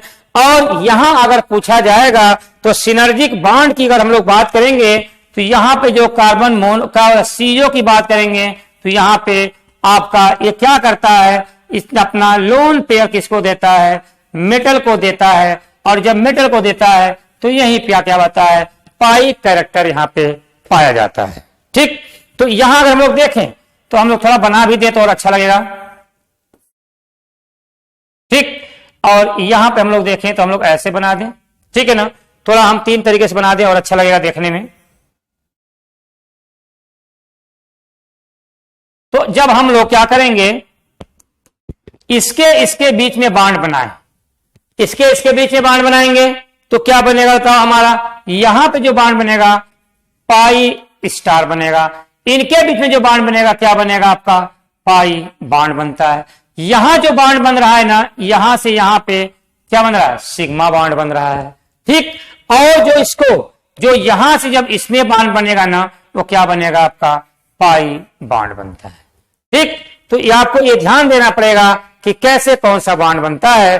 तो यहां पाई कैरेक्टर की बात करेंगे तो सिनर्जिक बांड की वजह से होता है। अपना लोन पेयर सेंट्रल मेटल को देगा, उसको बोलते हैं सिनर्जिक बांड बोलते हैं।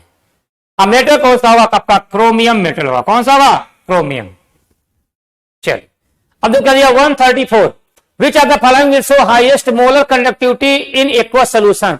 तो जो जितने नंबर आप आयंस देंगे मैक्सिमम, वही इसकी क्या होती है, मोलर कंडक्टिविटी उनकी उतनी ज्यादा होती है। तो यहां पे तो कोई भी आयंस नहीं बनेंगे, यहां पे देखो एक ए बनेगा, एक ए, मतलब यहाँ पे 2 बन जाएंगे, यहां पे देखो एक ए बन जाएगा 2, यहां पे 3 बन जाएंगे, और यहां पे क्या बनेगा 1 और 3, मतलब यहाँ पे 4 आयंस बनेंगे। तो यही इसकी मोलर कंडक्टिविटी सबसे ज्यादा हो जाएगी। 4 इज द करेक्ट आंसर बनेगा। 4 जब आयंस बनेंगे ना, जब यहाँ पे 4 आयंस बनेंगे तो मोलर कंडक्टिविटी उसकी ज्यादा हो जाएगी, ठीक है ना। आयनाइज करेंगे तो क्या होगा आपका भैया, यहां पे जब इसको हम लोग आयनाइज करेंगे ना, तो CrNH3 यहां पे 6 हो जाएगा, और क्या बोलेंगे प्लस का 3 + 3Cl माइनस में कन्वर्ट हो जाएगा, ठीक है ना। चलिए 135, which are the following expected to have highest stability. तो हाईएस्ट स्टेबिलिटी उसी की होती है ना जहां पे क्या होता है, चिलेशन का फॉर्मेशन होता है। क्या होता है भैया, जहां पे क्या होगा आपका, चिलेशन का फॉर्मेशन होगा। और चिलेशन कहां बनेगा, जहां पे रिंग बनेगा, तो यहीं पे क्या होगा, चिलेशन फॉर्मेशन यही बनेगा। जब चिलेशन फॉर्मेशन बनता है ना, तो उसकी स्टेबिलिटी क्या होती है, मैक्सिमम हो जाती है। यहां कहीं और कोई नहीं है जहां इसको बोलते हैं क्या बोलते हैं, इसको बोलते हैं क्या, हाइड्रोजन। ये भी एक ऐसे कंपाउंड है। तो यही क्या होगा आपका, यहाँ पे चिलेशन फॉर्मेशन हो जाएगा। 4 इज द करेक्ट आंसर होगा। 136 पूछा गया क्या इसमें करेक्ट ऑर्डर क्या होगा। देखो भैया यहाँ पे NiCl क्या वीक लिगेंड है, तो यहाँ पे Ni+2 की बात करेंगे, ऑक्सीडेशन में निकालेंगे तो इसका क्या बोलेंगे, आपका डाइपोल मोमेंट कितना होगा आपका 2.82 हो जाएगा। तो फर्स्ट का क्या होगा आपका फर्स्ट का फोर्थ। उसके बाद C2O4 स्ट्रांग लिगेंड होता है। अगर CO पे प्लस का 3 चार्ज आ जाए, मतलब 3D7 4s2, मतलब क्या होगा आपका 3d6 4s0, मतलब क्या होगा, यहाँ पे d सबसेल में होते हैं 5 ऑर्बिटल, और कितने इलेक्ट्रॉन हैं यहाँ पे 6 हैं। और जब 6 होंगे तो पेयरिंग कर लेंगे, ये पेयरिंग कर लेगा, इसके पास कोई भी अनपेयर्ड इलेक्ट्रॉन नहीं होंगे। और जब भैया नहीं होंगे तो यहाँ पे क्या होगा, इसके पास मैग्नेटिक मोमेंट 0 हो जाएगा। बी का क्या होगा, थर्ड। चलो भैया यहां बात करें ClCF3, तो यहां पे क्या होगा, आयरन पे प्लस का 3 चार्ज आ जाएगा, तो यहां पे क्या होगा 3d5 हो जाएगा, और 3d5 होगा तो 5 मतलब क्या हो जाएगा, यहाँ पे 1 हो जाएगा। तो C का क्या हो रहा है 1, देख लो भैया यही 1 है। First is the correct answer आपका हो जाएगा, ठीक। आइए भाई 137, which is correct electronic configuration for the central metal of EF6-4 based on crystal field theory. तो देखो भैया यहां अगर हम लोग बात करें, हम लोग यहाँ पे, तो अगर हम लोग आयरन का ऑक्सीडेशन नंबर निकालेंगे तो यहां पे कितना चार्ज आएगा, प्लस का 2 आएगा। और यहां बात करेंगे इसकी हम लोग, तो क्या होता है ऑक्टाहेड्रल, ठीक। और ऑक्टाहेड्रल की बात करेंगे तो इसका हाइब्रिडाइजेशन क्या हो जाएगा, sp3d2 हो जाएगा। अब हम लोग देखेंगे तो क्या होगा 3d6 आ जाएगा आपका, ठीक। और अगर हम लोग बात करें d6 की बात करते हैं, तो यहां पे इसको 2 पार्ट में डिवाइड करेंगे। किसमें भैया बताओ, T2G में और EG में, ठीक। इसको बोलते हैं हम लोग हैं T2G,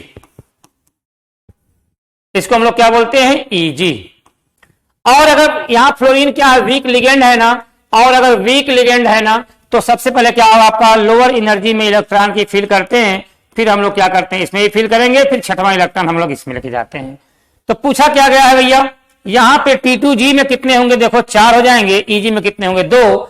T2G में कहा लिखा है, T2G में 4, EG में 2, और कोई आंसर आपका नहीं है। Second is the correct answer हो जाएगा। T2G में 4 और EG में देखो कितने दिए हैं 2, ठीक है ना। तो 137 का आंसर कौन सा हो जाएगा भैया, second is the correct answer हो जाएगा। ठीक, आइए भैया बात करते हैं 138। विच of the following carbonyl will have the strongest CO bond. तो स्ट्रांगेस्ट CO बॉन्ड वहां पे होगा जहां पे क्या होगा आपका, वहां बनेगा जहां पाई स्टार ऑर्बिटल की बात करेंगे, और जब पाई स्टार ऑर्बिटल होगा ना तो वहां पे क्या होगा आपका, एनर्जी ज्यादा होगी है CO की, क्यों, क्योंकि हाईएस्ट फ्रीक्वेंसी पाई जाती है। अब अगर हम लोग इसका स्ट्रक्चर बनाए ना, किसका, Mn CO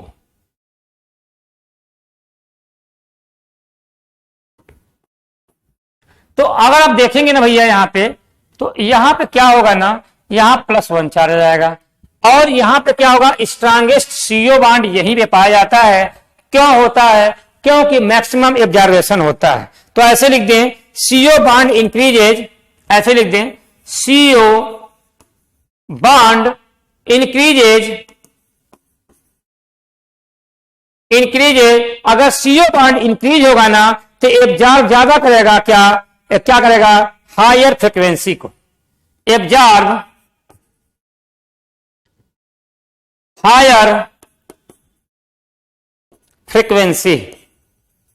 ठीक है भैया, याद रखिएगा आप लोग। तो यहां पे कौन होगा आपका, आप एनसीईआरटी में देखा होगा कौन सा आंसर आ जाएगा, MnCO6+। देखो यहां पे दिया हुआ आपका, तो क्या हो जाएगा, first is the correct answer आपका हो जाएगा। ठीक है ना। चलिए, among the following will have the highest magnetic moment। तो जिसके पास अनपेयर इलेक्ट्रॉन ज्यादा, वही क्या होगा आपका, हाईएस्ट मैग्नेटिक मोमेंट हो जाएगा। यहां देख सकते हैं, यहां H2O 0 होता है, H2O सब में 0 ही है भैया, यहां देख लेंगे। Cr+ का 3 आ जाएगा, इसका मतलब क्या होगा आपका 3D 3 हो जाएगा। यहां पे क्या करेंगे, Fe+ का 2 हो जाएगा, इसका मतलब क्या 3D 6 हो जाएगा। इसके पास 3 अनपेयर्ड इलेक्ट्रॉन,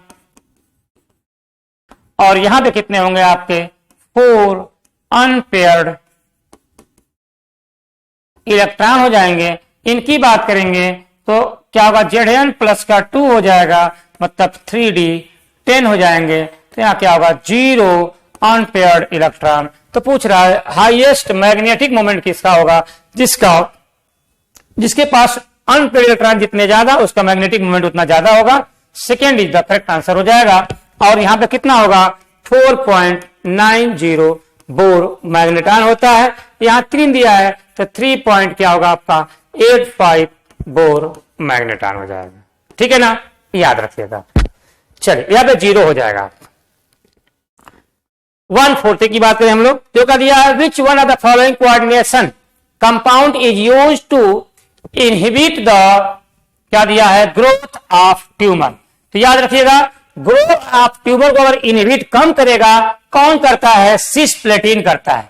और सिस्प्लेटिन की बात करेंगे तो सिस्प्लेटिन होता कौन सा है, CsPtCl2NH32, यही क्या होता है, इसे बोलते हैं हम लोग है cisplatin.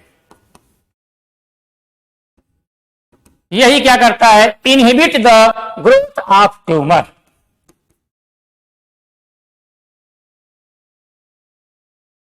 Inhibits the growth of tumour. ठीक है भैया, याद रखिएगा आप लोग। तो क्या होगा आपका यहां पे, second is the correct answer आपका हो जाएगा। ठीक भैया, तो यही ए रहे हमारे 106 से लेकर के 140 क्वेश्चन जिसको हमने डिस्कस किए पीसीटी के। तो आई होप सभी क्वेश्चन आप लोग को अच्छे समझ में आए भी होंगे। अगर किसी क्वेश्चन में प्रॉब्लम हो तो आप कमेंट बॉक्स में जरूर कमेंट करिएगा, और जो समझ में ना आए इसको देखिएगा, एनालिसिस करिएगा और आप अच्छे मार्क्स लाने की कोशिश करिएगा, क्योंकि नीट के एग्जाम में यही छोटी छोटी गलतियां जो होती हैं अगर होंगी तो क्या करेंगे, उसको अगर हम लोग इंप्रूव कर लेंगे तो क्या होगा, आपका हमारे अच्छे मार्क्स आ जाएंगे। और अगर आपके अच्छे मार्क्स आए हो तो बहुत बहुत धन्यवाद, क्योंकि सभी क्वेश्चन एनसीईआरटी बेस्ड थे और एनसीईआरटी बेस्ड अगर होगा तो आपके अच्छे मार्क्स आएंगे भी। जय हिंद, जय भारत, नमस्कार।